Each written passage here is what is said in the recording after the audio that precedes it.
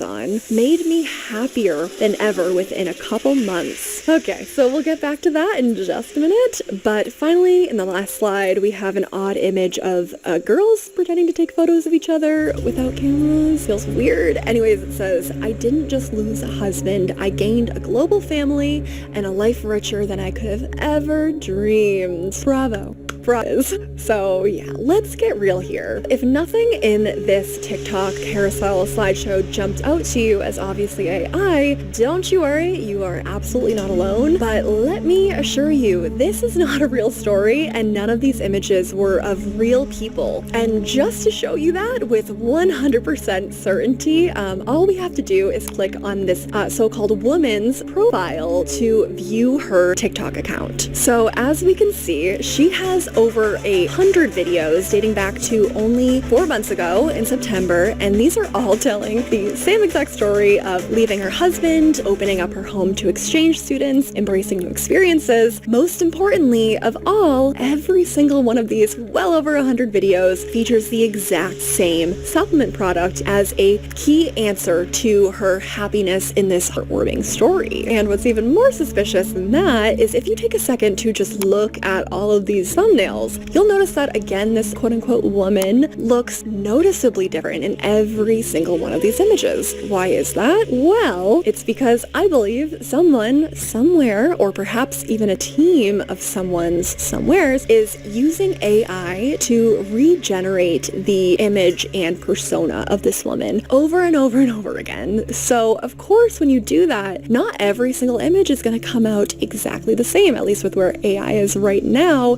That's not super possible from my understanding. All of these images and storylines and videos are all being created with one goal in mind, which is to go viral and sell a product, in my opinion. And if that wasn't proof enough for you, all you have to do is scroll up and see that the TikTok link to this product is right there in the bio, which, by the way, important to know, wasn't there a few weeks ago when I first stumbled on this account, and I'll get into why I find that interesting in just a little bit. First, let's check out some of these comments to see how other people are receiving this video, because it did very well in the algorithm. And we'll start here with some of my favorite comments, because honestly, some of these were super relatable, because I will be completely real with you, even though this is very embarrassing to me as someone who thinks they have a pretty good sense of media literacy. When I first came across this particular TikTok post, I actually completely fell for the story at first. I'm just a huge sucker for a good, uplifting story. I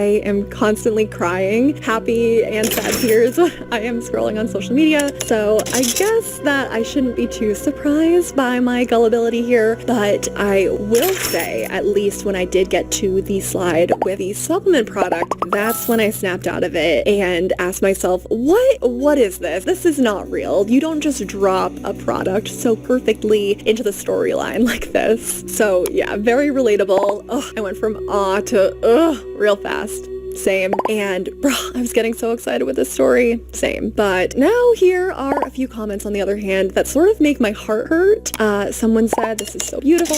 Another person also shared, my grandma did this in the 80s and 90s and is very close with a couple of her long-staying students. That's such a nice story, which would be so sweet under different circumstances. But what this is showing me is that this clear example of an undisclosed advertisement is really resonating with some people in an emotional way, which is something that's really hard to do in marketing in an authentic way. But clearly there's no authenticity happening here whatsoever. And again, someone else shared, I was an exchange student in Denmark, and I'm sure you changed their lives too. Almost 20 years after my exchange program, I moved to Denmark and now just bought a house here, so I'm staying. So yeah, again, all this to say, this advertisement is absolutely doing its job, and we'll break down why that is so concerning to me for not only what's happening now, but the future. First, I just want to take a second to kind of do my best to share how to spot some of these glaring AI red flags. So spotting AI-generated content is still a relatively new skill, and unfortunately, AI,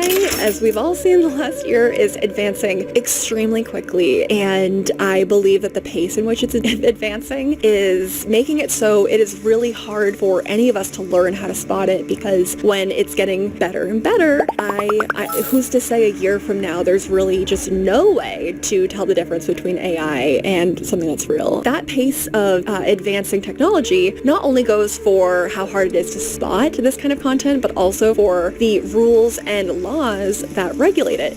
They are just not keeping up with the pace of technology. I mean, we've seen this in so many aspects of social media.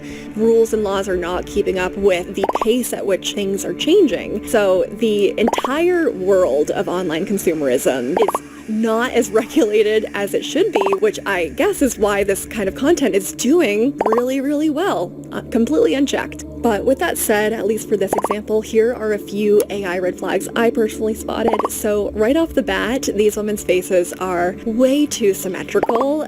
Symmetrical faces or even hollow looking eyes are a pretty telltale sign for AI, and we will see that a lot throughout the next couple of examples I'm going to show you. Also, this is a very specific example, and it might just be my experience, but whenever I use AI ChatGPT to edit my writing, it always gives me back this particular dash, and I just don't use this style of dash. I usually have a word, a space, a dash, a space, a word. So that's kind of a nitpicky one, but I have also noticed that all of these videos, these AI generated videos, use that dash, which makes me wonder, is this just coming literally straight from ChatGPT? And now on this slide, this last slide here, this one just gives me a weird feeling, which is another AI red flag. If something just like gives you an off feeling in your gut, there's a good chance that it's AI and your subconscious is picking up on the fact that this is something that is trying to imitate reality but is not. The way that these girls are holding up their hands, it just doesn't feel natural in any way. Also, if the hands are a really good indicator of AI, sometimes we'll even see stuff like 4 fingers or 6 fingers. I've been looking at these videos, and whoever is behind them is pretty good at probably catching that stuff, but you often see hands in weird positions as well that don't feel natural, so paying close attention to the hands are another great way of spotting AI, at least for now.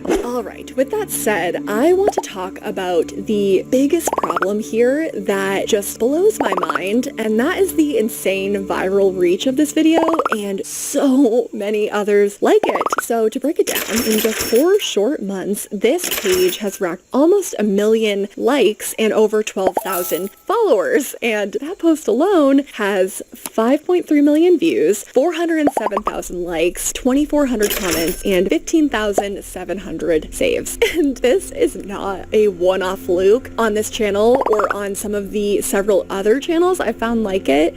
For just an example with this one, here's another video by this account that hit 5 million views, and yeah, there are tons of others here in the hundreds of thousands. So from a marketing perspective, this is a dream. A product seamlessly integrated into a viral TikTok that practically sells itself. One example of this phenomenon is there was a woman who went insanely viral on social media. Essentially, her car caught on fire, so luckily everybody was fine, and eventually she was able to go back to the tow yard and look in her car to see if there was anything salvageable as far as her belongings go, and she immediately noticed that her Stanley cup throughout the entire car fire still had ice inside of it. So she took a quick video, posted it to social media. Like I said, it absolutely went insanely viral to the point that the CEO of Stanley acknowledged the video and even offered to pay for her new car. So that story is just an incredible example of genuine virality that kind of blows everybody's mind. The product speaks for itself, and to me, that is the exact kind of viral marketing that this account is trying to emulate. But as we all know, this is not real. And like I mentioned before,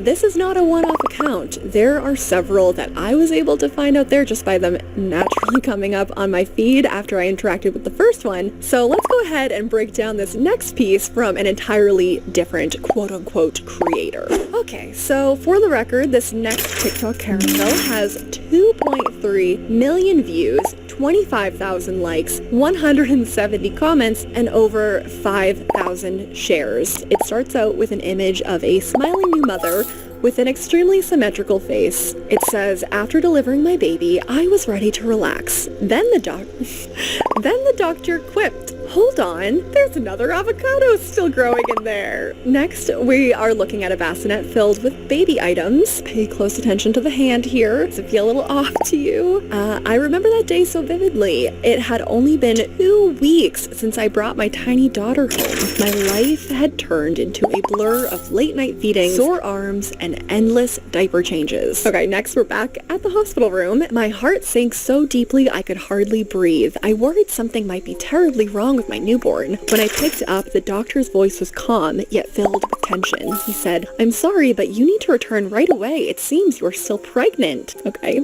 Anyways, it says, my jaw dropped at those words. I had endured the pain, the struggle, and the tears of giving birth, and now I would have to do it all over again. It felt impossible to comprehend. My legs went weak, and I braced myself against the wall. Okay, quick pause. This story is not making a lot of sense to me. I don't understand why it seemed like she had just got the news after she gave birth that she was still pregnant, and then it came up that it was actually 2 weeks later when she was still home. Does that even happen? I don't know.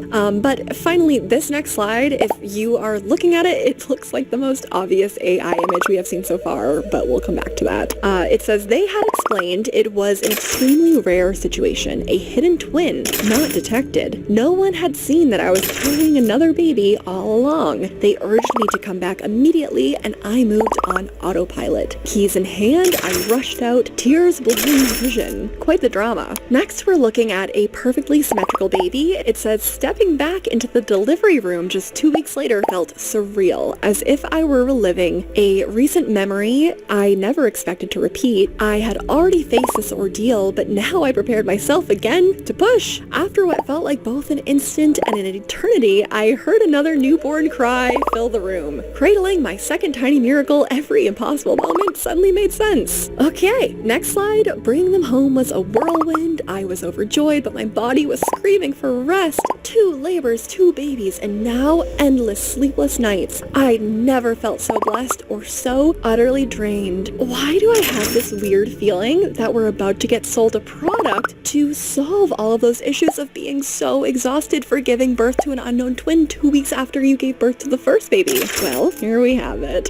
On the next slide it says, somewhere in that whirlwind, I stumbled upon NAD supplements. I'd never heard of them before, but they gave me a boost I didn't know I needed. Like a quiet spark that helped me keep pace with this new reality. Surprisingly, it felt like one more small miracle at the right time.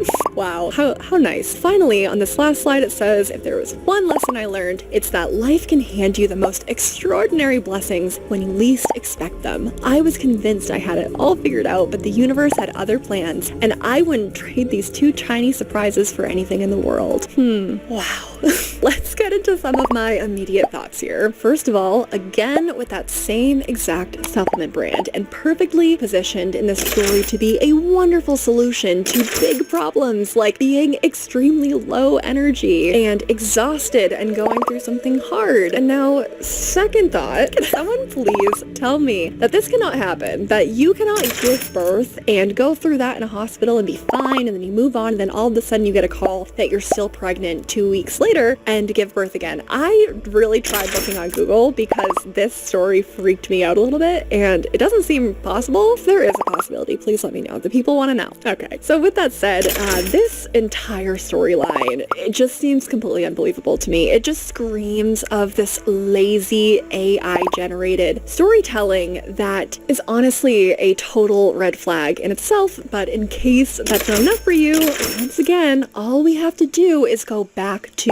look at this account page and check out all of the content, because they have been going into absolute overdrive starting just a few weeks ago, churning out the same videos over and over again with slightly different storylines, slightly different imagery, and yet always selling that same exact supplement brand. And most importantly here, just take a quick look. Do you notice anything off about the woman in these videos? Because unlike the last last account where that woman looked, slightly different in every single thumbnail, this account takes that to a whole new level. I mean, you can see her hair color changes, her face changes, age changes, and let's be real, her entire race is changing over and over and over again. So I don't know who is behind this account. Maybe this account was given to an AI intern who hasn't really figured out how to be as convincing as the last account we looked at. It just kind of feels like they're not even trying, but what's so upsetting is that they are still succeeding. So with that said, let's get into some of the comments here to see how other folks took this. Alright, so given how outlandish this story was, I am happy to report that most of the top comments fall into this general category. One person said, once I saw it was an ad, I lost all feelings.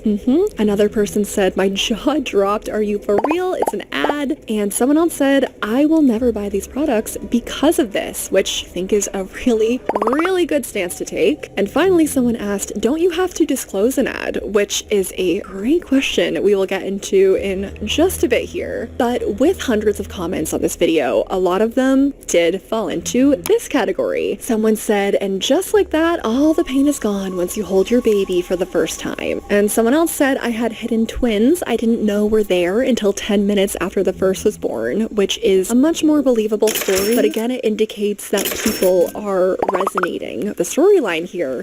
And just to touch on a couple of these AI red flags really quickly, I really wanted to go back to that one image with these Polaroid pregnancy photos. These to me are way too perfect, which is another indication of AI, because I've never been pregnant, but I have friends, family members who have, and I have seen a lot of their weekly or monthly photos where they are just chronicling their pregnancy and taking some pictures of the bump, and they do not look like this, which I could see maybe an influencer with a very specific aesthetic having pictures be this perfect and this aesthetically pleasing. But if that were the case with this account, we would see every single photo with that same aesthetic, like if this was a real influencer, but going even a bit further, I was laughing at these tiny details. If you look at 14 weeks, her stomach is completely flat, but then suddenly if you go to the next one at 16 weeks, 2 weeks later,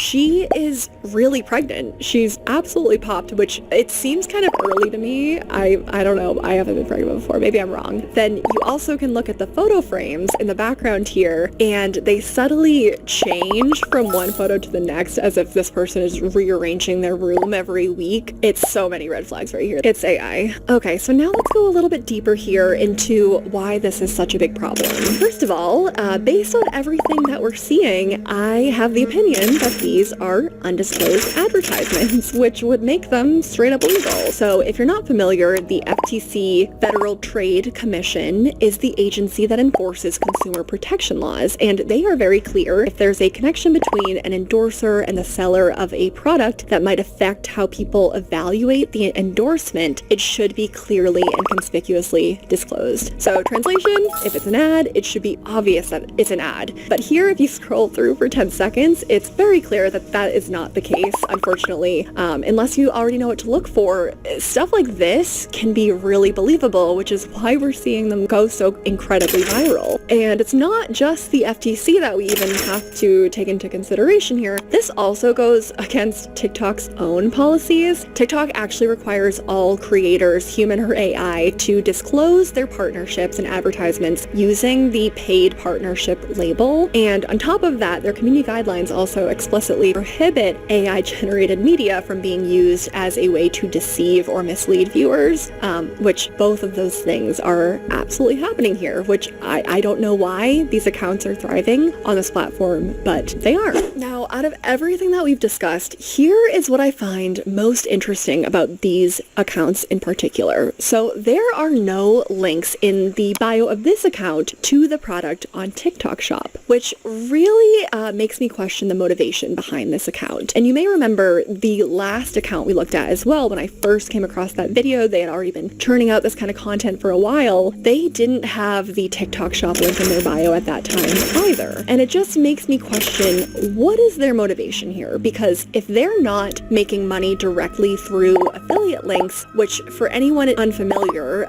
special links are created through affiliate marketing programs to let creators get a small commission every time someone buys a product off of their video or off of their channel. So these accounts are not using those special links to drive sales through these videos. So yeah, again, what is the motivation here? Okay, so now this is only my opinion. It's not a known fact, but could it be that there is someone out there who are being paid by this supplement brand to pump out these AI generated videos as part of their marketing strategy? Because I'll just say this, coming from both the marketing and the content creation industry, I actually have some experience with both because I left the corporate world, or I at least took a pause from the corporate world a couple of years ago to go travel and live the van life with my husband and her dog, Willie Nelson. And during that time, I have a lot of a passion for storytelling and video, so I decided to make a channel out of it and try my hand at content creation. So I did some brand deals during that time and started getting to just be exposed to the other side of these influencer partnerships. So yeah, with that said, this would not be the first time I've heard of a brand working with a creator to churn out videos and feature their product in ways that seem natural and are not disclosed as an advertisement. Although this would be the first time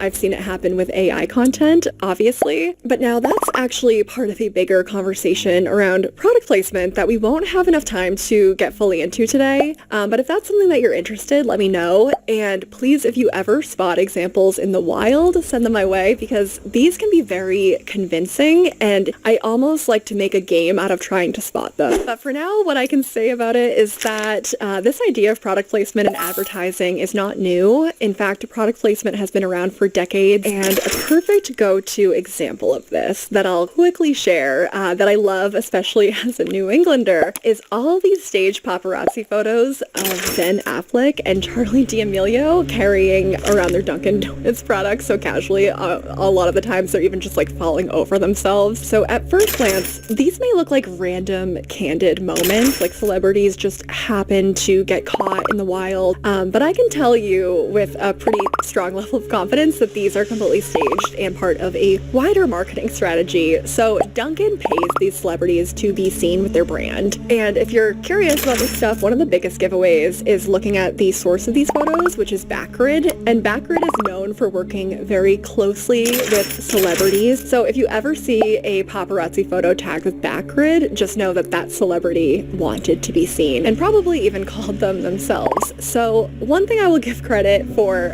with these two is at least Ben and Charlie are officially listed as Dunkin' ambassadors. So their brand deal is technically disclosed, but without going too off topic here, all of that is to say that this kind of undisclosed product placement and promotion is absolutely popping off in the social media and influencer era.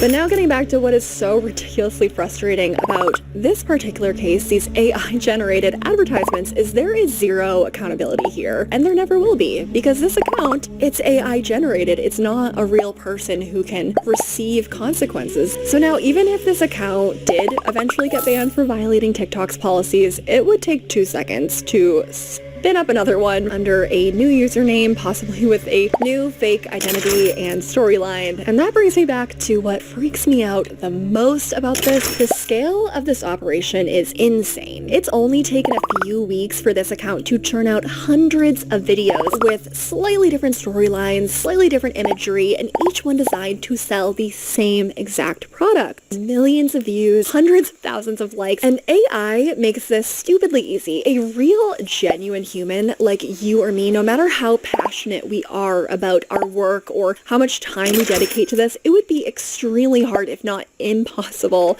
to keep up with this level of creation and story production. And that is exactly why this is such a huge problem to me. And maybe you're sitting there and you're saying, you know what, Carolyn, this stuff is kind of crazy, kind of weird. It shouldn't be happening. But I don't think that this stuff is believable. I don't think people are really believing it. Maybe there's a few people in the comments section, but that's why I want to talk about one more piece of content that really hit hard in the algorithm, so let's jump into it. Okay, so out of the 3 AI videos that we're looking at today, this one is by far just the worst when it comes to manipulation and playing on people's vulnerabilities, which is exactly why I just wanted to take a few minutes before we move on to the big question here: who the heck is behind these videos? What is this brand? What is this product? And don't worry, we will get there. First, just a quick content warning here. This video gets into the subject of infertility, and if that's something you would rather not sit through, just go ahead and scroll on to the next chapter. So this story starts out with a happy-looking pregnant couple.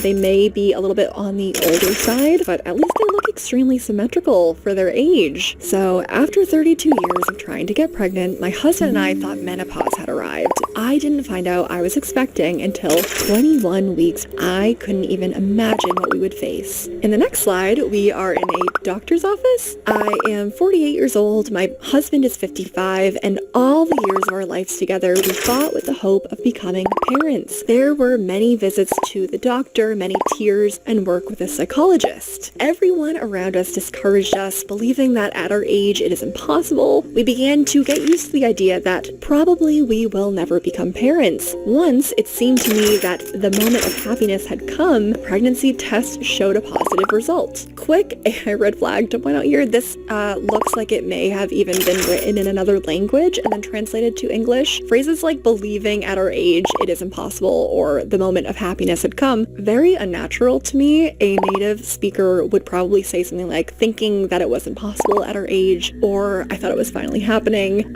So yeah, red flag right there. Next slide says, but a few days later when we went to the ultrasound, it turned out that it was a mistake. Broken hopes left an emptiness in our hearts, and we both realized we were not destined to become parents. We stopped seeing doctors and decided to live our lives as normal, but in the evenings, I often felt pain in my chest, severe fatigue, and mood swings. I thought these were symptoms of approaching menopause. I was already 48 years old, and my cycles were becoming increasingly irregular. Next slide. But one night, when I felt really bad, we called an ambulance. The doctor did an ultrasound and said I was 21 weeks pregnant. My husband and I just couldn't believe our ears. We almost fainted right there in the hospital. Just gonna move quickly through this one because it's so scammy. I thought there was something wrong with the machine, but it turned out I had a hidden pregnancy. This is extremely rare. It happens to those who are already sure they will not be able to give birth. The ultrasound even showed the sex of the baby. The doctor warned us not to terminate the pregnancy at this stage. My husband and I didn't even think about it, despite all the doubts and worries. Okay, just one quick pause here.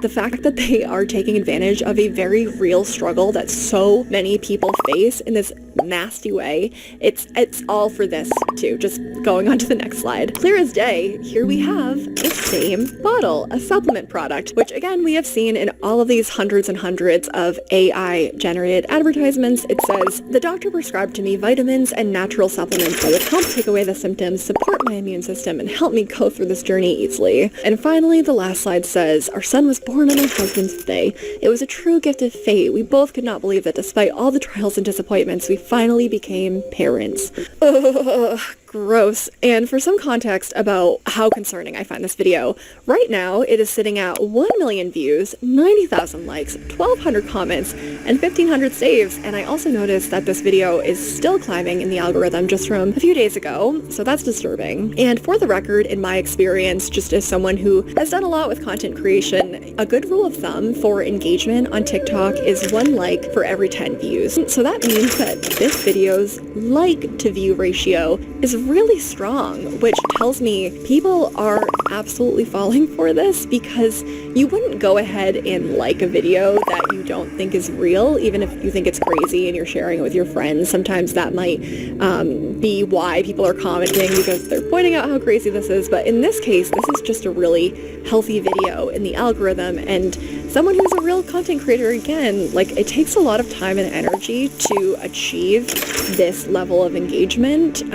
So that just really freaks me out about this one. Alright, so let's talk about the content here. I hate everything about this because the subject of infertility is something that is deeply personal and emotional for so many people. And that's why, you know, if someone gets on social media and shares about their infertility journey, or maybe interacts in some sort of community online, I think that's great and something that is commendable. But in this case, we all know nothing about this is good. In fact, do you know what this reminds me of? So I have been absolutely fascinated by the world of multi-level marketing schemes and pyramid schemes over the past year. Huge shout out to Hannah Alonso and Cece Suarez. I have binged their content, and honestly, they were a huge inspiration leading me to start this series. But this scenario actually reminds me of an MLM hun. I forget exactly which channel I saw this on, but my memory is that she said when describing how her downline should start their own social media channels as a way to sell, she was explaining that infertility is her brand, and she uses infertility, just really breaking down exactly how she uses this to sell products. And that is just objectively awful, but when we go and look at what's happening here, it's even a step worse. The person behind this account absolutely is not dealing with any of these traumatic stories that they're putting out there, but they are playing it off as if they are someone who can be confided in, related to, even an inspiration to this audience, and that is a total lie. This is AI generated content. This is an advertisement. This is awful. Okay, so I know I went on a little bit of a tangent there. Let's move on now to the comments, because this is where it gets really interesting with this particular video. So starting off kind of light here, a lot of people pointed out that if this couple was trying to get pregnant for 32 years and they are now 48 and 55, that means they started trying when they were 16 and 23. So the math isn't exactly mathing here, and if it is, that is the opposite of heartwarming. But aside from that, going back to what I said about how this particular video really resonated with audiences, this is a pattern I noticed in the comment section. So essentially there were hundreds and hundreds of comments of people who were praising God for working a miracle and referencing what sound to me like stories from the Bible. I'm not super familiar with Christianity or Catholicism or anything like that, but I for that reason, I don't have a ton to say on this, other than the fact that I just found it really interesting seeing how this story, for whatever reason, really spoke to this demographic, and how this is something to really pay attention to, because we all have beliefs that we are very passionate about. I know religion is really close to people's identities and the way that they see their world, and I have my own important values to me that really shape how I interact with my world around me and consume media. But we really have to be careful to pay attention to when storylines are being fed to us that do hit on these sensitive feelings that we have. And in this case, I mean, that's exactly what's happening here. Someone said, he did it for Sarah and Abraham, and he did it for you guys. Congrats. 700 likes on that one. Someone also said the Zachariah and Elizabeth story. Congratulations. When God says yes, his will is done. Congratulations. Y'all are going to be the best parents ever. 2,600 likes on that one. Someone else said God is good. Congrats on God bless. God has a plan for us all. So yeah, I also had to scroll pretty far here, unfortunately, to find any people who were calling out the obvious on this one. So luckily I did find them. Someone said, I hate to say it, but y'all in the comments have been bamboozled. Someone else said, what in the, not the vitamin promo? Someone also said, oh, there are the vitamins. That's exactly how I feel when I consume these now. Like, okay, I'm just waiting. Where are the vitamins? Ah, there they are. Someone else said, maybe the TikTok ban is good if there are over 100 comments who actually believe this, which is also not a conversation we're going to get into today. But yeah, it all comes back to the rules and regulations of social media just are not keeping up with the ways that people and brands are able to manipulate us through these channels. Now, before we move on, I just have to share a couple particularly heartbreaking comments that stood out to me here. Someone said, there's still hope for me and my husband. I'm 44 and he's 41. 734 people liked this. Someone else also said, my sister deals with fertility and is almost 40. I'm praying she has a miracle like this. Congratulations, y'all are amazing. They are not amazing. So all of this is pretty awful, and the most disturbing part here is that it is working, and we're not just seeing that in the comments. I actually dove a little bit deeper, and my estimates, this brand's shady advertising tactics could be generating up to, if not more, $10 million in sales. And I'll get into how I broke that down in just a bit, but that matters, because when shady manipulative marketing tactics show that they're working, that they're generating millions of dollars, it sends a message to every other brand out there that this is a really impactful practice. And if it works, brands who do not have a strong ethical compass are going to adopt this practice as well, and we're going to see more and more of it. So as we go even deeper into this rabbit hole, we're now going to look at how far the supplement brand is willing to go to make their profits, and how real human influencers are making sure to get their cut. Let's get into it. Welcome to the part of the video where it's finally time to lift the mask on this mystery supplement brand that I believe is directly behind these ads, Ruth Research and their so-called magic vitamins. So naturally, as any good internet sleuth would do, the first thing I did after coming across that first ad, once I realized it was an ad, is I went and checked out their website and I found their Amazon landing page to figure out what the heck is going on here. And in my opinion, just looking at this website, you can already see that this brand is an absolute masterclass in manipulative marketing tactics. So with a quick scroll through their website, we can already see that Ruth Research is pushing their NAD supplement as some kind of magic miracle pill for energy, focus, and anti-aging, which, okay, these are claims we see all the time in marketing, but where is the actual proof anywhere on this page? Because good advertising should be persuasive, yes, but there is a fine line between persuasion and straight up manipulation, and it's actually something that's pretty easy to spot once you have some practice. So let's break this down claim by claim. Starting off with boost energy and focus with NAD.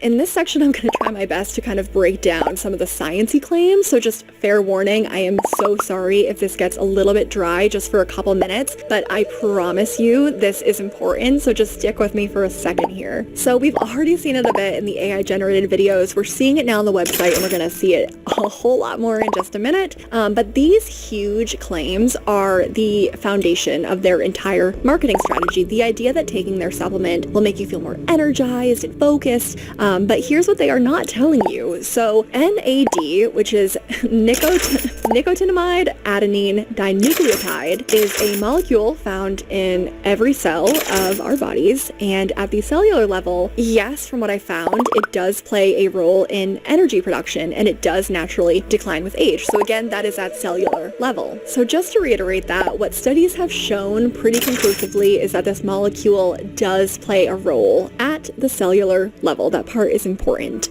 because here's the catch. While some studies show that NAD precursors, like the ingredients in this supplement product, may boost NAD levels in the blood, I still, despite spending a lot of time just searching through studies and all that good stuff, I could not find any conclusive evidence showing that this translates into any noticeable increases in energy levels or focus in healthy adults. Which brings us to their next big claim, which is supports anti-aging and cellular health. This is where they lean really hard into that tried and true fear-based marketing that, if you're a millennial, we've all grown up on. Because let's be honest, no one wants to age. I am 29, I'm turning 30 next year. I am already now moving from having to deal with like my body image my whole life and moving on to graduating into the world of how do I reduce my wrinkles? How do I stay healthy? What do I need for my skincare regimen, you know? So I laugh, but this stuff is really real. It's not just about the fear of mortality, although that's very real, a very real emotion that we all have that these brands can play into, but it's also about the pressure to look young and beautiful, which that pressure is very strong in our society. And we'll see in just a minute that this is particularly something that influencers have taken and run with. But for the record, the FDA has not approved any of these supplements for anti-aging. In fact, the idea that supplementing with NAD can slow aging is highly debated in the scientific community. There haven't been any studies done long enough. So now, speaking of making claims that are not backed by science, let's look at this. First of all, I noticed that they're throwing around a lot of buzzwords like maximize bioavailability, but conveniently they don't actually link to any studies. Instead, what they do have is this: 96% increased general energy levels, 91% improved cognition functions, 86% increased muscle health and performance, which sounds impressive, But where are these numbers even coming from? Because I had to turn to Google to try to find the study that they seem to be referencing, and I think I found it because it's the only one that exists. And if you look closely, every one of these claims has that little asterisk because these massive claims seem to be based by a study with 30 subjects. So that's just 30 subjects, first of all. No further information I could find about who they are, how they were measured, like did they simply ask them? There's no placebo group, there's no large-scale trials. I could not find this in any medical journey. There's really just no further information out there about this. So these claims just seem so fishy to me. I don't know how they got to these answers. Okay, so now before we move on, I just want to look at my personal favorite part of this website, the identical review photos with all different faces. This one made me roll my eyes, especially after looking at what we just talked about with those AI TikTok videos. Every single one of these reviews features a different person, but they're all holding up the bottle, the supplement bottle, in the exact same way. Same lighting, same angle, same, wow, I love this product energy. It's giving stock photo, but make it a customer review. So if I had to theorize how they got all of these images and all of these perfect reviews, I'd say one, fake, maybe even AI generated. I think that's a really strong possibility. Or on the other hand, maybe these are real people, but they were paid to hold up the bottle and say miracle supplement and write a wonderful review. Either way, this is really scammy marketing. Okay, so now moving on to the really crazy stuff. Thanks for sticking with me through some of that science stuff, but let's move on now to possibly my favorite, I guess I could say that in a dark way, my favorite part of this video, exposing some insanely scammy influencer behavior. Because if you didn't notice before, this brand, Roost Research, loves to claim that they are viral on TikTok. And no, they are not just talking about their undisclosed AI-generated advertisements. No, it actually gets much worse than that. So let's go have a look.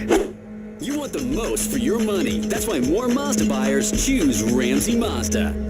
Shop over 1,000 new I'm 40, but I've got the skin and energy levels of a 25-year-old, all thanks to NAD. This is why they call it the modern-day fountain of youth. If I had to take one vitamin or one supplement for the rest of my life, without a doubt, it would be this. Because where else am I going to find one thing that can simultaneously give me the most insane amount of sustained, clean energy, reduce my brain fog to nothing, make me feel so mentally clear and sharp, while also making my skin look more youthful and slowing down the progression of grays. Literally nothing else like it. This is why everybody is talking about NAD right now, because the minute they start using it and they start seeing the results, they want to put everybody in their life on it. Since I've been taking this, I've got both my parents on it and both of my sisters on it. Now, there are so many NAD supplements out there, but I keep coming back to this one specifically because the results for me have been undeniable, and I'm pretty sure it's because they do something kind of unique.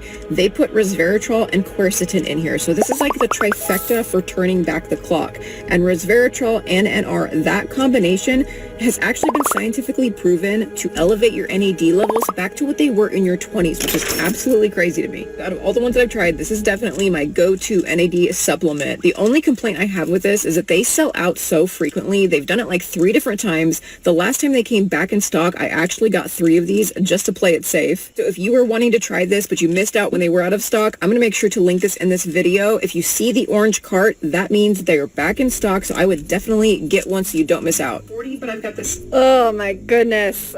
Yes, so here we go. I have so many things to break down about this video, so let's get into it. First of all, I chose to blur this woman's face on purpose. I just don't feel like it's about her, and I feel a little weird about featuring real humans on my channel, especially I have been a content creator on TikTok, although I really don't believe that this person is in the same league as others are who have good intentions. But yeah, it's just not about her. It's about the larger marketing scheme at play, which we will see here. And at the end of the day, these influencers, like this woman, are just part of a much bigger system that is designed to reward this kind of scammy behavior. So even though I did blur her face, if you search this supplement on TikTok, you're going to find hundreds and hundreds of videos like this, but I think that you will definitely find her account, because even though her bio claims she is a account that is sharing her personal experiences with all things health and wellness, in truth, her entire page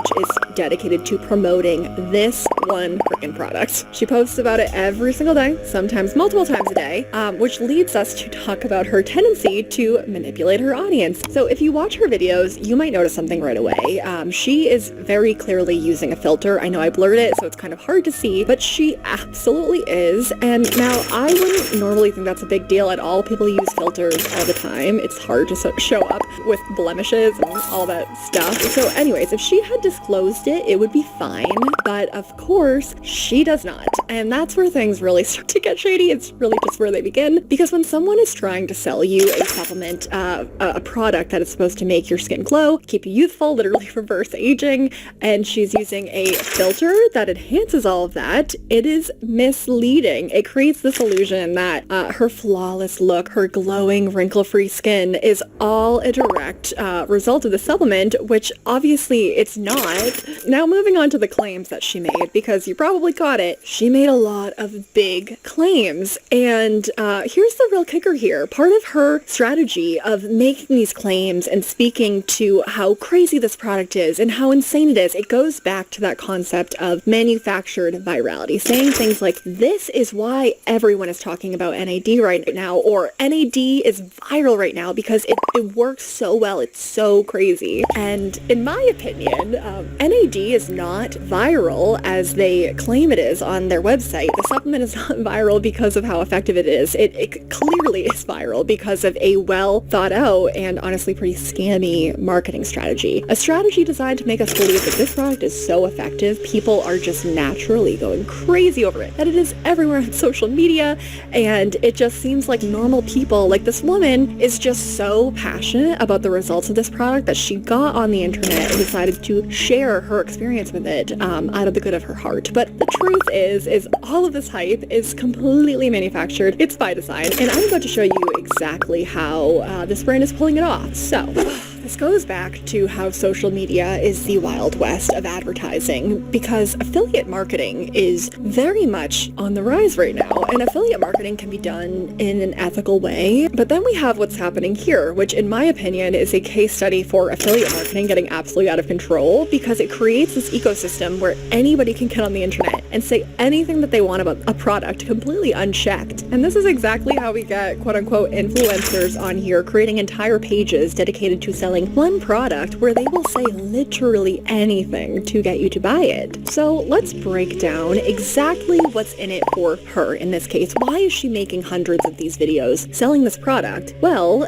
creators who promote this particular product using the TikTok shop affiliate link make $8 per sale, which by the way seems pretty high, like on the higher end compared to most other affiliate commissions on the platform, just based from me kind of looking through pretty quickly. And on top of that, TikTok offers a $10 off flash sale, which this is really a great example of FOMO marketing, which we see all the time on social media. The goal is to create the sense of urgency to push people to buy before they even have the chance to think about it. Like in this video, she said, if you see the orange link down there, go ahead and click it now because this is already sold out before. It's probably going to again. I just got 3 because I wanted to get it while I could, kind of making us believe that we should just do the same thing, get as many as we can right now because they're not going to be here that long because they are so incredible, they are so high demand that they're going to go out of stock, which is not the case. But anyways, let's say that we bought this supplement for $30 through her TikTok shop link. So then she would get $8 from that purchase, which means she gets a 26% commission rate. But now here's where things get even more interesting. So it is alleged that TikTok prioritizes TikTok shop videos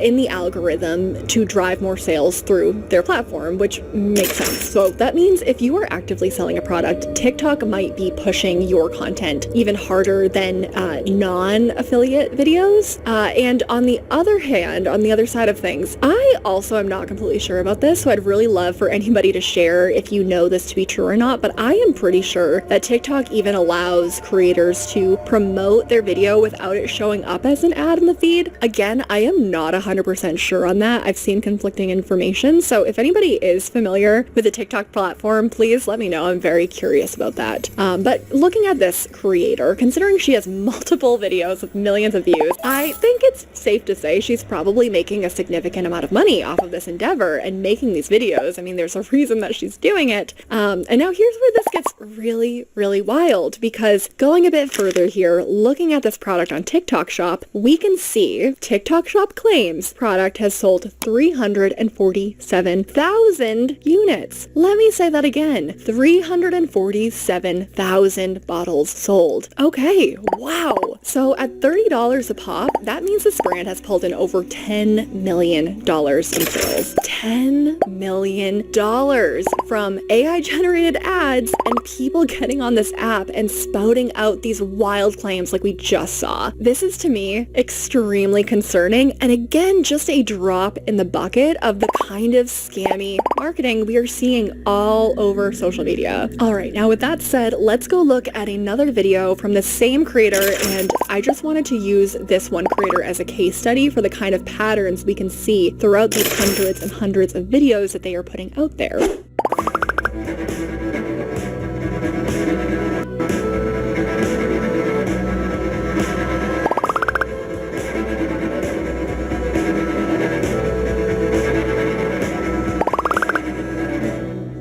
The only people that I go to for financial advice are my dad and my sister.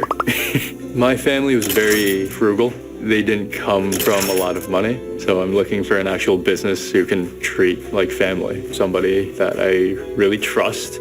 My financial goals are to open my own clinic, afford a family, have way too many dogs where it's slightly concerning, maybe a horse, and then my wife yelling at me saying we shouldn't have gotten a horse. I think finding the right wealth management company, I can finally stop guessing and start investing. I can finally buy a horse. Starting out in your career can be life-changing, and every big life event is a financial one. I'm 48, but people always think that I'm in my early 30s. You guys, the fountain of youth is real. And the thing that makes this so different from Botox, filler, even the best skincare that you could get, the thing that makes this so unique is that it's actually targeting the very thing that makes us age. On a cellular level, it is targeting the thing that makes us age, which is NAD.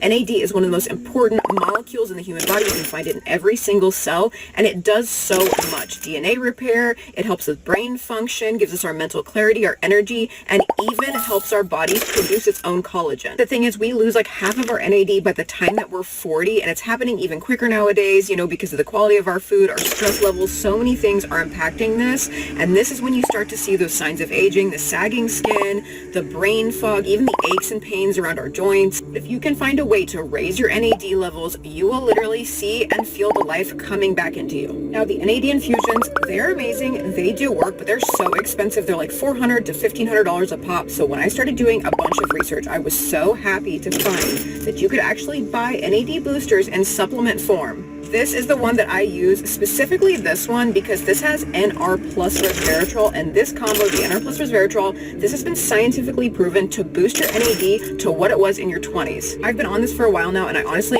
cannot say enough for what it has done for my mental clarity, my energy, and my skin. Like, you will not catch me in a clinic getting Botox ever again. So if you're not on the NAD bandwagon, I honestly don't know what you're doing. You are missing out. If you do want to try this, I will make sure to link this. This stuff sells out like crazy. It's sold out like 3 different times, but it's back and it's actually on flash sale. So I will make sure to link it. Try it even for a month, because I'm telling you, you're not going to recognize yourself. Do you remember what I just said a minute ago about these creators saying literally anything in order to make a sale? I feel like this video is such a perfect example of that. Did you catch how many freaking claims she packed into this one video? Well, don't worry if you missed it, because I actually went back and I wrote every single one down for us to laugh at, and there are actually 20 in total that I caught. And I'll go ahead and put them up on the screen, because this is honestly a lot to read through, and we already just heard all of the ridiculousness. I don't think I have to repeat every single one, but I do think it's important to note that without going too deep into the science here, I genuinely could not find any conclusive findings that back up any of the things that she was saying here. But what I will say about this is, without going too deep into the science, I genuinely could not find any real evidence supporting any of the claims that she made in this video.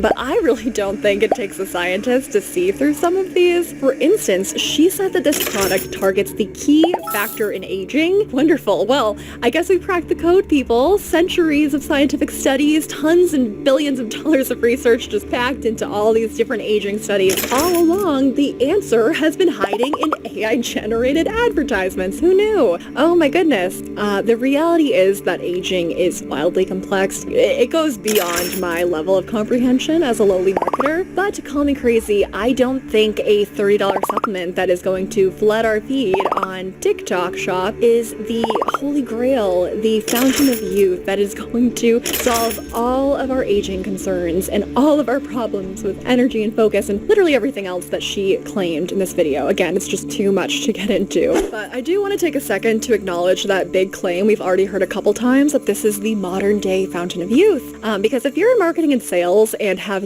no moral compass whatsoever, this claim is absolute gold, because it not only taps into one of our deepest and primal fears, which is aging and our mortality, it's also a great hook. It's something that kind of gets your attention, which is something we really love in marketing. And I've already touched a little bit on my experience growing up with all of these different types of beauty standards. It's something that I can think back as far as being maybe 9 or 10 in dance class, and all of a sudden I'm looking at myself in the mirror compared to all of my classmates and realizing that I am a little bit chubbier and rounder and feeling kind of ashamed and embarrassed about that.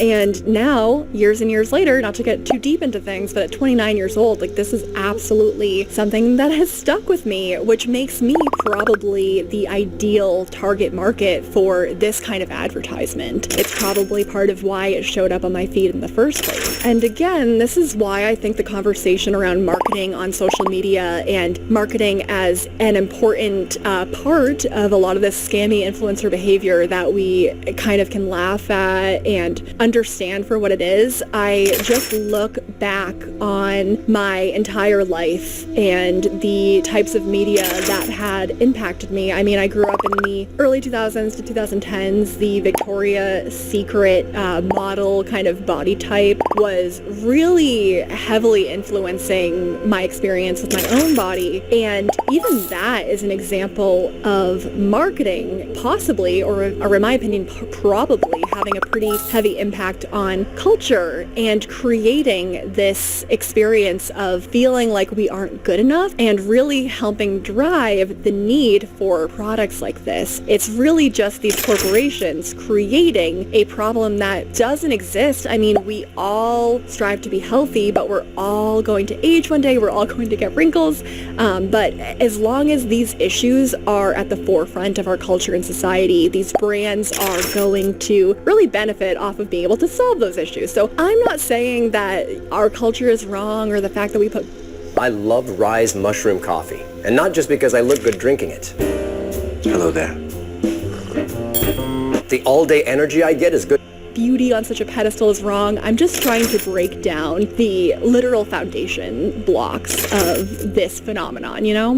Alright, so back to the show, and this is the last video we are going to see from this creator, but I did want to show you one more in the name of noticing a lot of these same patterns, but also she does something interesting here where she really taps into some larger cultural conversations that are happening right now. One, to get our attention. Two, to really play on our emotions. So let's go look at that. You're telling me a part two just put the entire medical industry to shame in a 12-second clip? Just watch. Denied? You're denying my claim?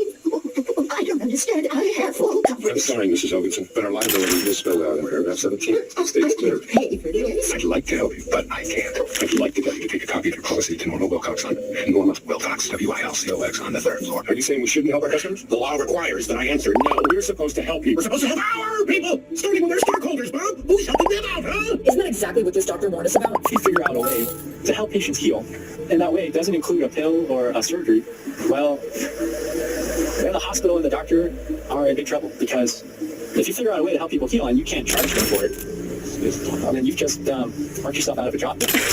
Oh my freaking goodness. How many views did this have? Like 1 million? Alright, so this video is 4 minutes long. I'm not going to make us sit through the entirety of it. It's just the same thing over and over again for the most part. But I did want to stop here and comment on the strategy that she's enacting here. From a marketing perspective, this is a really smart strategy. What she's doing is she is using different forms of media to really hook our attention. And if you are watching this in early 2025, when this video hopefully comes out, the topic of the healthcare industry and healthcare insurance industry is very much in the media and the news right now. I won't get too much into that, but she is very smart. Using this clip from The Incredibles, again, if you're a millennial like me, assuming that I am her target audience, this is a great move. This clip from The Incredibles really speaks to this frustration that I think, you know, a lot of us are feeling, and I don't want to just push that frustration aside. I think it absolutely is a conversation worth having, that our healthcare industry makes a lot of money off of our sickness, and it's frustrating too, when we're moving on to the next clip of the doctor, to think about how our society maybe is keeping us a little bit exhausted and sick and overworked and stressed out, and thus profiting off of giving us products to keep us a little bit healthier. Very, very complex conversation, not at all black and white. I'm not an expert here, but I do know that when I left New England, I'm from Massachusetts, very fast-moving, work hard, play hard culture. When I left to do van life for 2 years, that was the first time that I had ever really felt like myself, if I'm honest, and felt like I could breathe. So yeah, a conversation worth having, but again, it gets so fucking ridiculous when we watch that video of the doctor who, in his own words, spoke about how it's upsetting that the healthcare industry will not profit unless they're able to give us a pill, a surgery, a product. And I do not understand this woman's angle. Where is she coming from when she is selling her own pill, her own supplement? Only this time, instead of the healthcare industry, it's just consumerism in general. So yeah, it's just absolutely ridiculous. But there was one more thing, like a 5-second clip I'm just going to show you from this video to open up our next rabbit hole. So I did a deep dive looking into NAD, and I found out that it's something the celebrities use and call the fountain of youth. But yes, the fountain of youth. Once again, that was all I wanted to show you. This actually came up a few times in different videos that I was looking at promoting this particular product. A lot of people were speaking to some certain celebrities that we'll see in just a second, who are speaking pretty positively about NAD. So let's take a second to talk about the world of celebrity culture and money. So full disclosure here, while I have quite a bit of experience in marketing, most of it has been on the very boring B2B side, but I do have some insight into influencer partnerships and ambassadorships and vested interests. And because of that, there has always been one question in the back of my mind whenever I see a celebrity hyping up a product, especially when it's something beauty related or aging related like these NAD supplements. And that question is, what's in it for them? Because someone has calculated in the world of staying relevant and making money, like say a celebrity like the Kardashians or maybe Justin and Hailey Bieber, they don't just feature a product for fun. There's always a reason. There's always a very calculated reason. So just keep that in mind when we watch this next clip. Months out now and I still don't feel good. Hey, so you see that fan? Would be a shame if something hit it. You thought your e-commerce site was ready, but your flash sale could turn into... Do you think that doing like NAD multiple days in a row is fine? It wouldn't be harmful, but at a certain point you kind of saturate your receptors. And I feel like we're just, really big on our health journey for sure. So it makes for a great friendship. I'm going to NAD for the rest of my life and I'm never going to age. You have to do it. This is what it's become.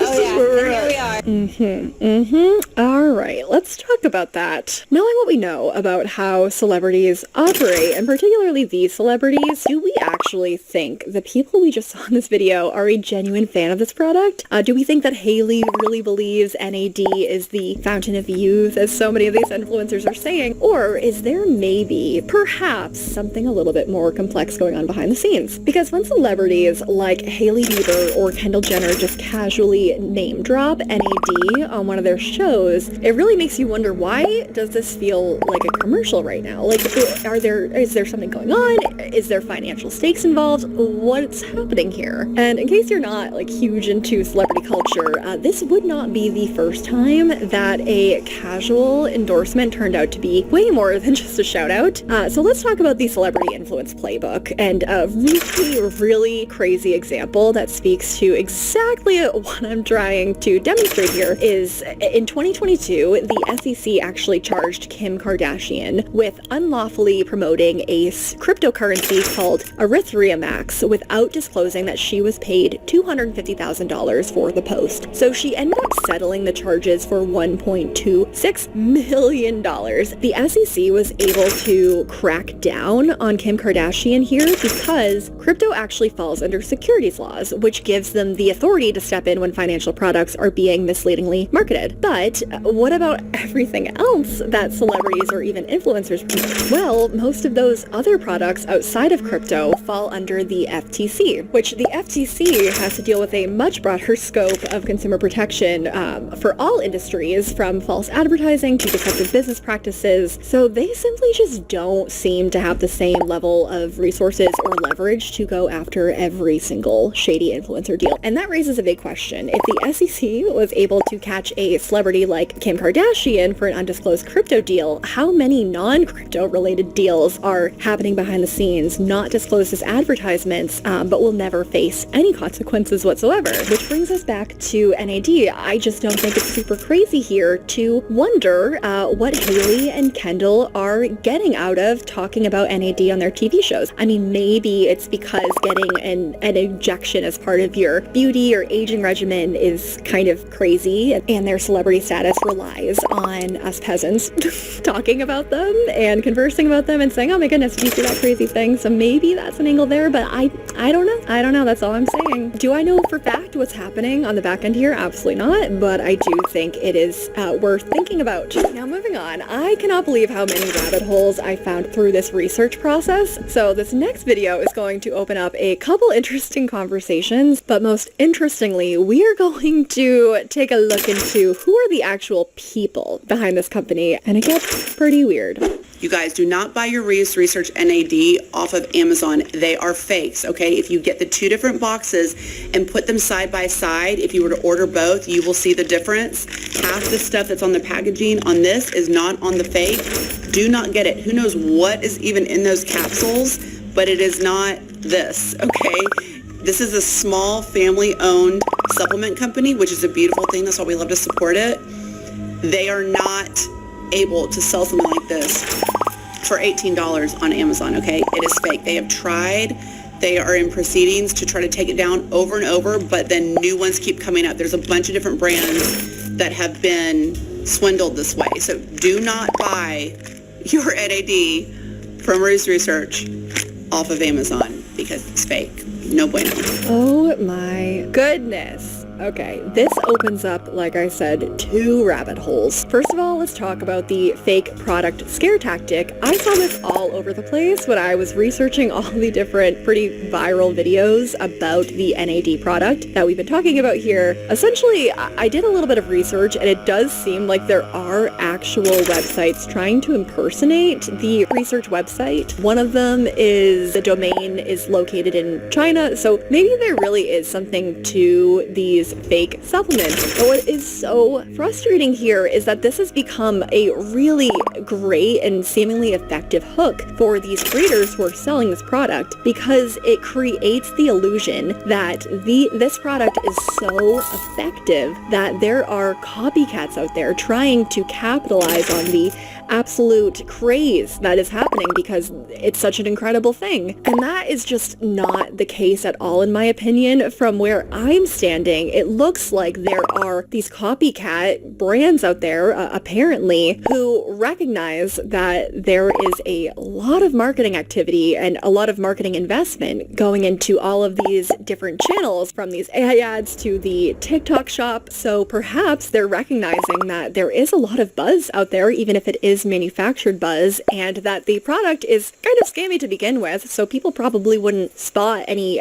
crazy red flags if they went to one of these other websites. Carolyn from the future here, popping in from the forest to point out something that is almost evil genius. If you go online and you look up Ruth's Research Scam, you are not going to find any information about the wishy-washy science behind this product, or anything about AI ads or massive marketing claims. Nope. If you find this product on social media and want to look it up and are wondering if it's too good to be true, and you type in Ruth's Research Scam, instead what you're going to find is these influx of ads talking about these other quote-unquote scam products, copycat products. Again, it's almost evil genius. But with that said, from this beautiful scenery, I just wanted to ask you to like this video if you are enjoying it so far. It would mean the world to me. And also, if you like this type of content, these scammy companies, influencers breaking down these marketing tactics, please go ahead and hit subscribe, and even better, let me know what you want to hear about next. I am all ears. I love a good rabbit hole, and I cannot wait for the next one. Alright, back to the show. But in this video, while it was kind of based around these fake products, and that's something absolutely worth style or substance, or here's another choice. Talking about, it's a really weird component of this whole entire story. The thing that really stuck out to me in her video that I don't know if you caught is her talking about how this is a family-owned business and they're really just doing their best. They can't sell this on Amazon for $18. They've tried, it doesn't work. They're in litigation against these other companies. Well, let me dive a little bit deeper into that, because from what I'm seeing, I can only imagine that this woman pulled this out of her, you know what, like there is no credibility to this storyline whatsoever. Alright, so this one really made me laugh because the idea that this is a family-owned business is pretty ridiculous. So according to LinkedIn, the CEO of Ruth's Research is a guy named Vladimir Surik. Now, I will say that it's not super clear if he actually founded this company or if he's just the CEO, but we can see, this is interesting, that he's also listed as the CEO of Ruth's Commerce. So, naturally, if we go and look up the business address for Ruth's Commerce, we find very interesting building. So here's a review that I found for it. A building that has become famous for helping tens of thousands of companies avoid hundreds of millions of dollars in tax through the so-called Delaware loophole. This squat yellow brick office building just north of Wilmington's rundown downtown is the registered address of more than 285,000 companies. That's more than any known address in the world, and 15 times more than the 18,000 registered in Ugland House, a 5-story building in the Cayman Islands that Barack Obama called either the biggest building in the world or the biggest tax scam on record. Officially, 1209 North Orange is home to Apple, American Airlines, Coca-Cola, Walmart, and dozens of other companies in the Fortune 500 list of America's biggest companies. Being registered in Delaware lets companies take advantage of strict corporate secrecy rules, business-friendly courts, and the Delaware loophole, which can allow companies to legally shift earnings from other states to Delaware, where they are not taxed on non-physical incomes generated outside of the state. The loophole is said to have cost other states more than $9 billion in lost taxes over the past decade, and led to Delaware being described as one of the world's biggest havens for tax avoidance and evasion. So that's a rabbit hole in itself. I won't go any further into right now, but what it's telling me is that this company, Ruth's Commerce, and thus likely Ruth's Research, is a total mystery. They are registered in Delaware, as far as we can see, one of the apparently biggest corporate tax havens in the world. So I don't know, are they even an American company? Because when we go to the Ruth's Commerce website, I found it really interesting that there are 2 languages offered here. One is English and the other is Russian. Weird. So that whole family business claim, I am going to need some receipts for this one, because I really tried. I searched everywhere. I could not find a single shred of information suggesting that Vladimir Vladimir Surik or his family, or anyone else's family for that matter, founded this company. Not only that, but when you check LinkedIn, we can kind of compare the handful of workers who are listed here. None of them have the same last name, which I would expect. There actually was family business happening here, at least a couple of them. So I am calling complete BS on that storyline. And again, it just speaks to how these influencers, these content creators will truly say anything that fits their storyline that they believe will ultimately sell you a product. They do not care. Now, moving on, I think one more thing that's really important to talk about is one more disturbing factor here in this marketing scheme or strategy, whatever you want to call it, and that is medical influencers. There was a lot that I could get into here, but I know this video is already really, really long, way longer than I ever intended it to be. So let's just go ahead and watch this video because I think it really encompasses all of the red flags that come with the territory. I do recommend oral version, not an IV, because there's no reason to scar up your veins for something. He's absolutely right. There is no reason to be doing NAD injections because there are studies that show that oral NAD precursors have actually shown an increased NAD levels in the bloodstream. This leads to anti-aging, increased energy, and so many other health benefits. As a pharmacist, I was looking for a very high quality NAD supplement to take, and I found these by Ruth Research on TikTok Shop. They're on an amazing sale right now, but you have to get them quick because they always sell out, and they have such amazing reviews. I'm going to link it right there for you in the orange shopping cart. Check it out. One thing I noticed about so many of these medical influencer videos that this woman does right off the bat is she is wearing her pharmacy jacket. It's the same thing we saw in the clip of the doctor wearing their scrubs. There's so many of these signals that medical influencers can use to kind of give you the impression that they're trustworthy, they're a doctor, they're a pharmacist, they know what they're talking about, we should believe them. But it's really frustrating because while she said that it is shown NAD precursors, oh my god, NAD precursors, I cannot say that word, you know what I mean.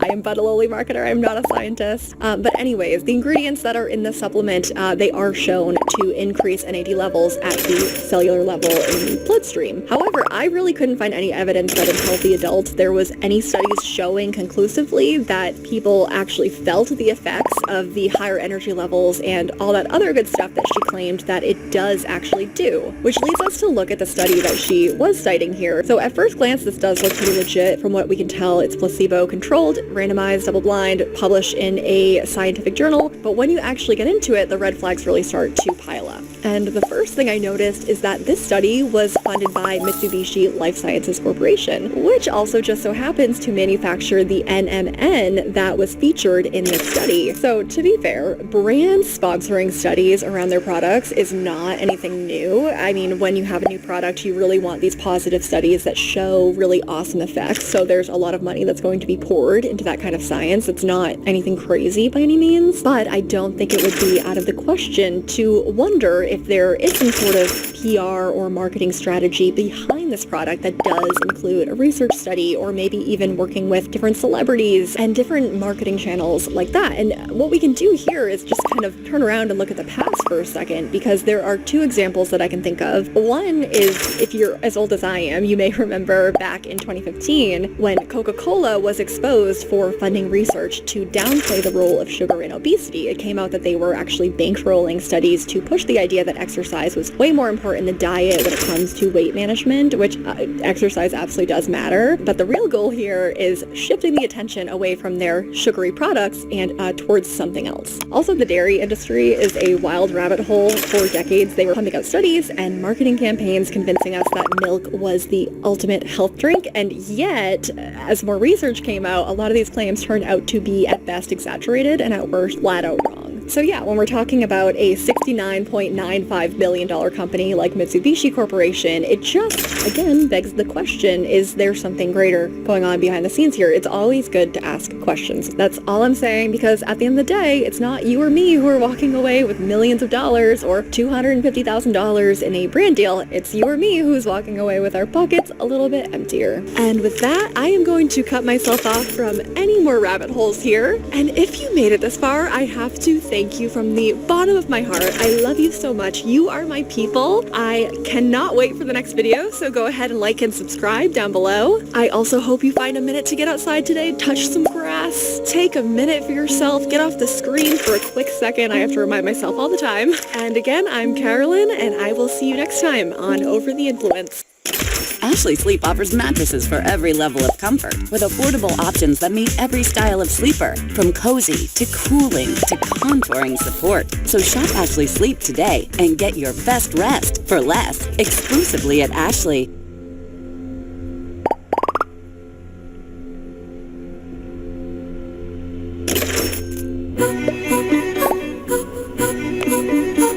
Finding where you fit. LinkedIn knows how.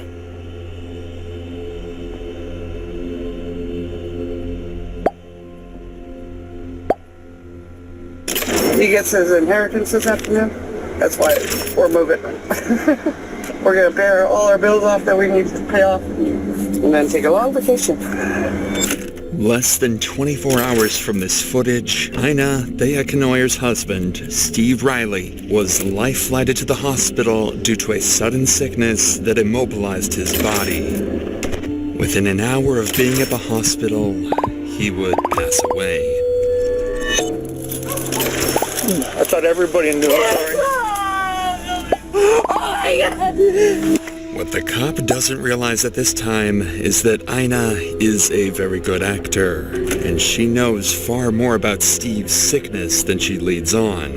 You see, Steve was less than an hour away from cashing in a $37 million inheritance payment when he became fatally ill. And as the multi-week investigation would progress, detectives would quickly discover that Steve's death was due to poisoning. Someone had killed him, and everyone close to Steve all had dire needs to claim his newfound fortune by any means necessary.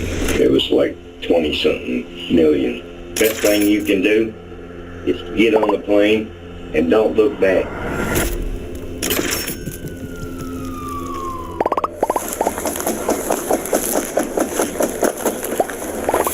Police department! It's the police department, it's not Jeff! This body cam was recorded the night before Steve Riley's death.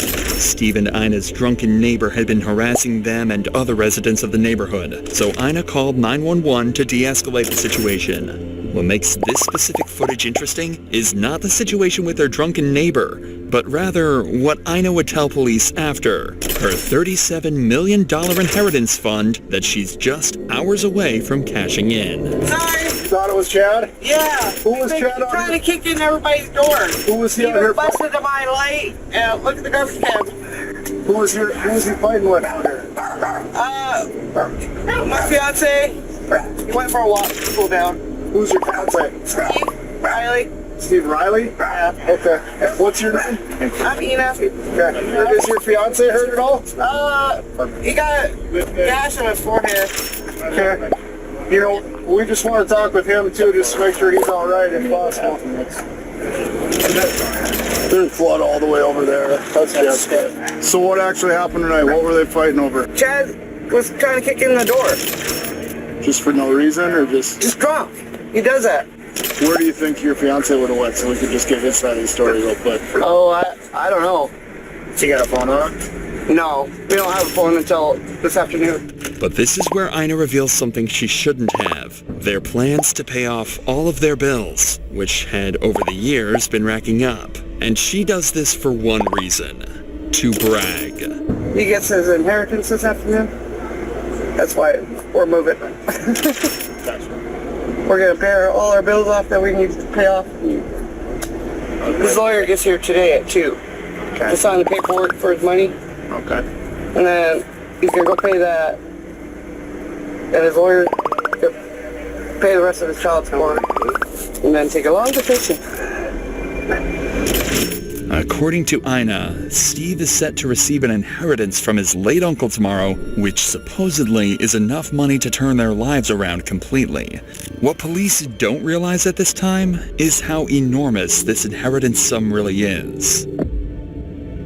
In 2016, Steve's friend had received a call from a man named Marcus Riley, who claimed to be Steve's long-lost uncle from Ireland. He had explained that he finally wanted to get in touch with his nephew, Steve. After connecting with each other, Steve had learned he was in line to receive an inheritance upon his uncle's passing, which was a sum of over $17 million at the time. This was enough to permanently fix the financial struggles he and Ina had been dealing with. A couple of years later, 4 months prior to the footage you just watched, Steve would learn of his uncle's passing from a British lawyer who had contacted him. Additionally, he would learn that his $17 million inheritance had grown to over $30 million due to his uncle's successful investments over the years. That's why Ina cannot hold herself from boasting to the police. Tomorrow, they plan to meet with their lawyer to officially sign the documents and claim the $30 million inheritance fund. The two plan to take the money and live with Steve's long-lost family in Ireland, quote, living in the castles. In less than 24 hours, Ina will be rich. So as officers leave for the night, Ina would make one final statement about how her life was about to change forever. If you want to step back inside, and then if Steve shows back up, we're going to try to look for him to get his side of the story as well. But if Steve shows back up, if you just want to give us a call or have him give us a call, we'll talk to him then, okay? Yeah, he's going to stop by anyways, like I said. Sounds good. I've only been able to put like $5 on his fines, but at least it was something. Okay, but sounds good.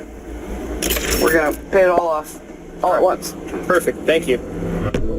Steve would return to his and Ina's apartment that night, and the two would patiently wait, not being able to sleep, as they counted down the hours until they would receive their millions. The plan to receive the funds was simple. At 2 p.m., the group would go to the airport to meet their lawyer, who was flying in with their inheritance paperwork. Ina and Steve obliged and would arrive at the airport alongside their two friends, Billy and Wes, before patiently waiting. However, while they were waiting for the lawyer's arrival, Steve would become extremely sick. He would claim feeling drunk, even throwing up in the airport bathrooms. His heart rate was rapidly increasing, and his condition worsened to the point where Wes decided to take him home to help him treat his sickness. Ina would wait at the airport for the lawyer to arrive. However, he would never show up. And after a couple of hours with no lawyer, no money, and a sick fiancé, she would return home as well. Everyone believed that Steve had suffered from a heat stroke as a result of working on his truck for hours that morning. But Steve's symptoms were far more fatal than the heat strokes he had received in the past, even experiencing fatal signs of kidney failure throughout the night. And in the morning, Steve would become completely unresponsive, forcing Ina to call 911. 911, what? My husband's really sick. He got heat stroke yesterday, and now he's not waking up. And come on, wake up! What's the phone number you're calling from? I don't have a phone number. It's a phone that never got finished getting set up. Come on, babe!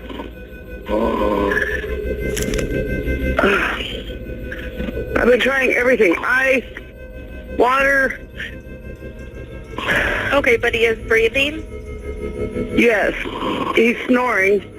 He won't talk to me anymore. He won't look at me. He won't open his eyes. Okay, I've got help on the way. Just keep an eye on his breathing. If anything changes with his breathing, tell me immediately. Hello? Yeah.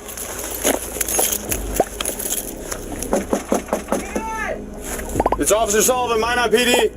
Yeah, hang on.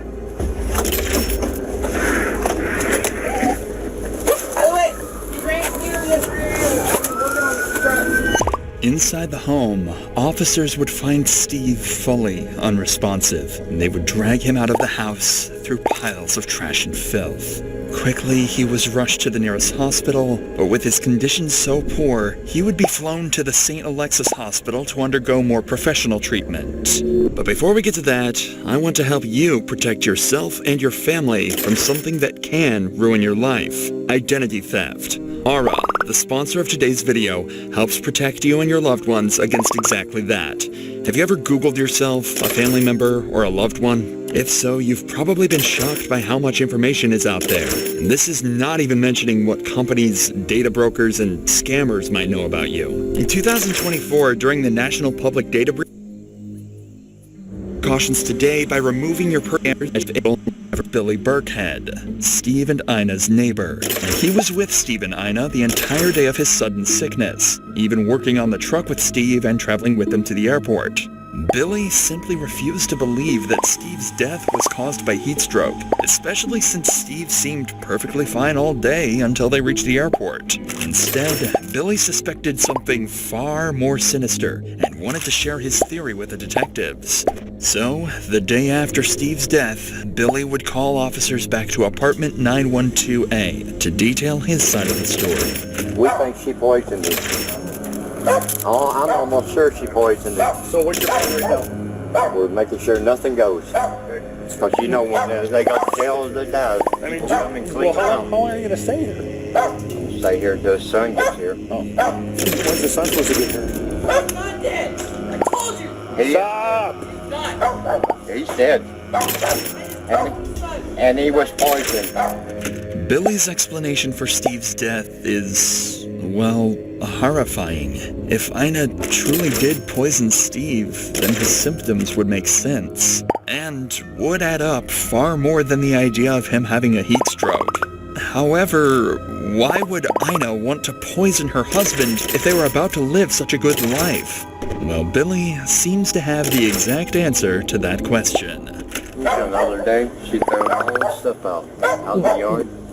From his house? Yeah, and he come out and he was holding his head down. And then we're supposed to go up to the airport and meet this guy because he's supposed to get quite a bit of money. Come back, we had to help him out of the car, had to help him in the house. And everything was fine until he come home. And then the next morning, she's throwing all his stuff out. She was supposed to call the ambulance. She never called the ambulance. Billy thinks that Ina was secretly planning to split with Steve after the inheritance was received, even going so far as to throw his belongings out of the house after they returned from the airport. Even worse is that Ina lied about getting help for Steve after they returned from the airport, pretending to take him to get treated, when in reality, they never left the house. Unfortunately, Ina overheard all of this talk and decided to give Billy a piece of her own mind. I'm taking off. I'm not worthy of violence. Hey, stay out here. Hey, stay out here. I need to take a picture. Picture of what? Building. Here, what's that? Oh, you can sit over here. Steve collapsed yesterday. Mm-hmm. Went to the hospital.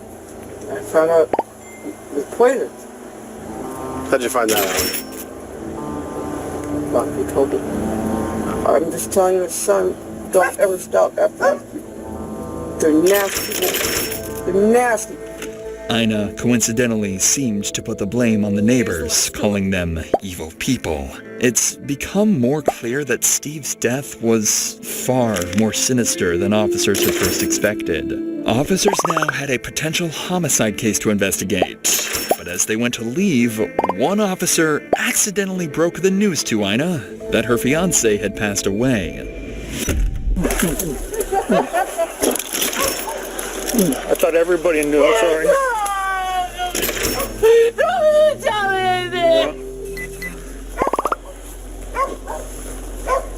Oh my God. I guess the son is on his way here. Okay. Apparently the sun is on the way here. So. The sun better.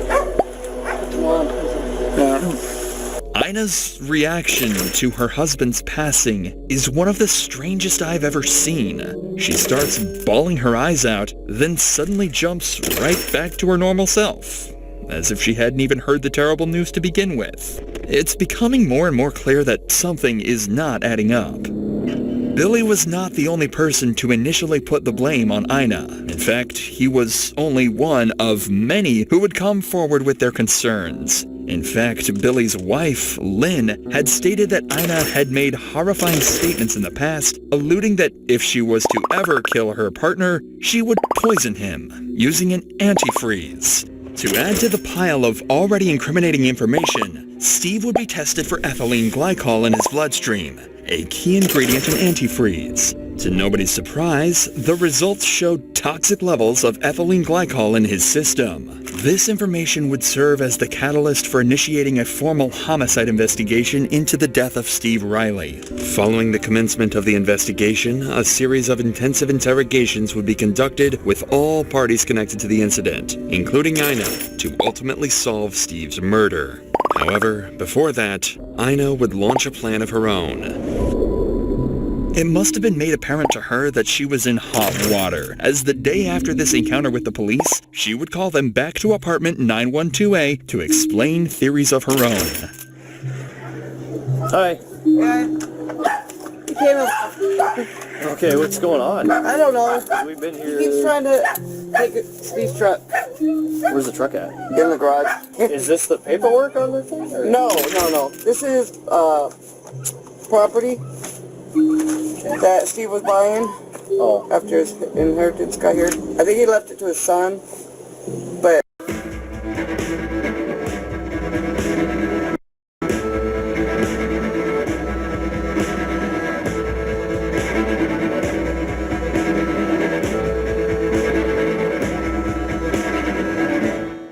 New double serum, 2 serums in 1. Powered by Clarence breakthrough epi-aging defense technology with 22 plant extracts and 5 active molecules. Visible anti-aging results in 7 days. Double serum, the power to change your skin's future. Clarence. I had to Google where to go to get his inheritance switched over to the people he left it to. I don't know. The day he was supposed to meet his lawyer, apparently, I thought it was heat stroke. Apparently he was poisoned. I'm finding out. With antifreeze. Alright. And I don't know how to get a hold of the guy in London with his inheritance. He should be here in town. He never showed up at the airport. Trying to figure out why. Ina seems to conspire to the idea that Steve may have drank the antifreeze himself, or that someone may have poisoned him. However, despite all the suspicion being thrown her way, she can only stay on track for minutes before going back on tangents about her inheritance fund. It was clear at this point that somebody had poisoned Steve. The idea of this being self-inflicted was unlikely, as Steve had a life-changing amount of money waiting for him, and would have had to drink the antifreeze just hours before going to claim the cash. Clearly, Ina can be made out as the lead suspect due to the amount of fingers being pointed her way, but the other potential suspects should not be ruled out either. With this in mind, officers would bring their first suspect in for questioning, Rebecca. Rebecca was another neighbor of Ina and Steve's, who was very involved with the entire case so far, pitching her opinion to police whenever she could. Rebecca was brought in primarily to add to the pile of evidence to confront Ina with later, but as the interview would continue, strange red flags would arise from Rebecca's odd personality. You guys know my daughter? Caleb. Yeah, how's she doing? Yesterday, God works in mysterious ways. She was arrested, released. She said this is the demons that are in her, the spirits that follow her, was able to change her butt cheeks. So maybe they'll stop following her now, she said. Yeah, well, hopefully she gets the help she needs. I pray she does. Starting off a homicide interview explaining how demons left your daughter's butt is an interesting way of proving your innocence. But the detective isn't here to judge, rather, to get to the bottom of Steve's death. So he'll ignore these strange remarks. Might know something. I'm a nosy neighbor. That's good. I like it. Well, I know what cars belong, what cars don't, who lives in my neighborhood, who doesn't. Yeah. So yes. That's good. We're investigating Steve's passing just because it sounds like maybe there's something I'll tell suspicious you about all what I happened. know, whatever I know. How long have Steve and Ina lived there that you know of? Approximately 2 years. Okay. How was their relationship that you know? The first year was, Steve was looking great, doing great. The past year, I don't know if she suffers from mental illness at times, but her mental state went downhill the past year. Okay. When you lose weight, when you're not acting right, shady stuff going on, you're not working. Yes, he was. And it got worse the past couple months. It seems as though Steve's life wasn't as straightforward as initially thought, having drug issues, weight loss, and possibly depression. Whether or not Ina was a large contributor to these deteriorating issues is something they will soon learn, as this interview would become a pivotal piece of evidence, laying the groundwork to dismantle her defense entirely during the interrogation. And it got worse the past couple months. Who you think likely? That seems Probably. like whatever. Okay. Yes. What do you think she was using? Yeah. Okay. And alcohol use too. Okay. Yes. Both of them with Yes. alcohol? Okay. So Steve had mentioned before, like in the past, about getting money? Yes. How many, like? $2 million. The amount Steve had planned to receive was something he kept very secret, often lying to people like Rebecca on how much he was actually getting. As we'll soon find out, this number was much, much larger than $2 million. When was it? His uncle passed away, yes. First, he said he was going to leave it to Ina, and then they were fighting, and a couple months later, he said he went back and changed the will. He told me, he was like, don't tell Ina, but I changed it. This statement from Rebecca would explain what Ina was talking about last time she spoke to police, and how she was trying to switch the will over from Steve's son to herself. If Ina discovered his plan, it Once you try a comfort hoodie, you can't go back to regular hoodies. They're slightly weighted, super oversized. It's that perfect fit that makes you feel like you're wrapped in a blanket, but you get to look like you have your life together at the same exact. It would have given her a strong incentive to do whatever it took to change the will back in her favor, possibly by any means necessary. Because it started 5 months, and he told me, yeah, I got a will, I'm leaving everything to Ina if something happens. And then it seemed like 2 months after that, he's like, that f***ing kid, Milton, because she's a bitch, he said. So that was just a... Yeah, that's how yeah. Was he ever talking about leaving Ina? Yes. Okay. You know, I'm going to get this money and leave her, get my own place, so I'll go back to California. Okay. I met her son last night. Oh, okay. Her son came? No, I'm sorry, his son. Steve's son. Yeah. I'm old. That's okay. He flew in. He came up to my apartment, but as he's leaving, she came up, knocked on my door. When he was up? Yeah, Okay. to get him.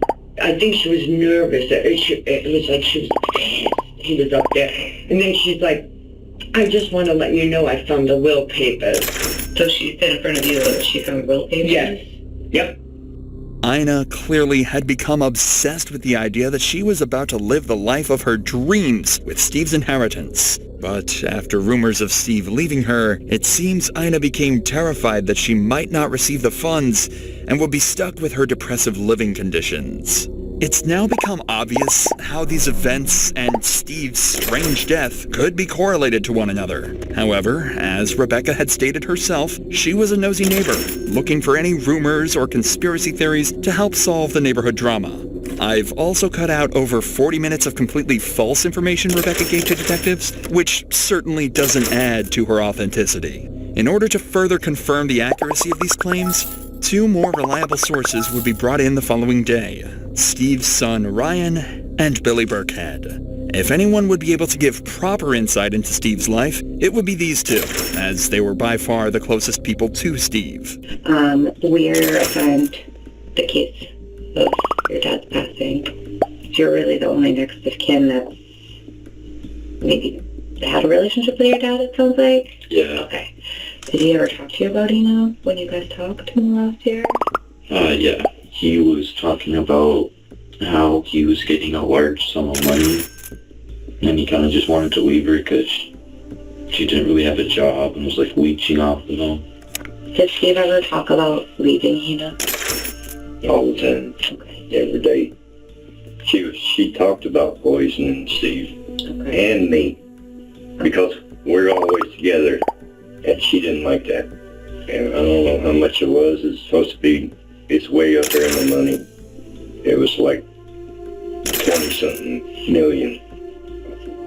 Best thing you can do is to get on the plane and don't look back. Yeah. That's the best thing you can do. Almost every piece of information the detectives receive leads straight to Ina as the killer. It also makes sense why Ina hated Billy and Steve's son so much, as they knew far more information than she would have liked about the inheritance and her schemes to obtain it. These interviews wouldn't last long, as detectives got all the information they needed from the two, and could directly confront Ina with it. But before leaving, they would break disturbing news to Ryan, which would make this case even more of a terrible tragedy. So this inheritance now, I'm thinking that's the same thing we're thinking. Which, I mean, I obviously don't know for sure, but by all accounts of looking at it, it looks like it's a scam. Looks like it's the letter has different fonts in it and things, and the fact that your dad had gone there several times to meet with some lawyer never showed up to the airport. That and all the emails that they tried to send back to the sender of these bills, it always came back undeliverable. The inheritance was a scam. Steve had lived for the past 7 years under the impression that if he just patiently waited, living through his terrible living conditions, he would come out with more money than he could dream of and finally enjoy life. Even worse was that this very scam that stagnated his life for years may have been the cause of his very own death. With such a pity of a case, detectives would go on to interview a handful of other suspects in order to get as much information as they possibly could to help break down Ina's defense. And after multiple days of interviews, the day finally came to confront Ina with everything they've gathered. But despite all this evidence against her, officers knew they would have a hard time prosecuting Ina without a confession or incriminating statements, and that's exactly what they were determined to get. Inside this cut-down 1.5-hour interview, you'll see some of the most clever interrogation tactics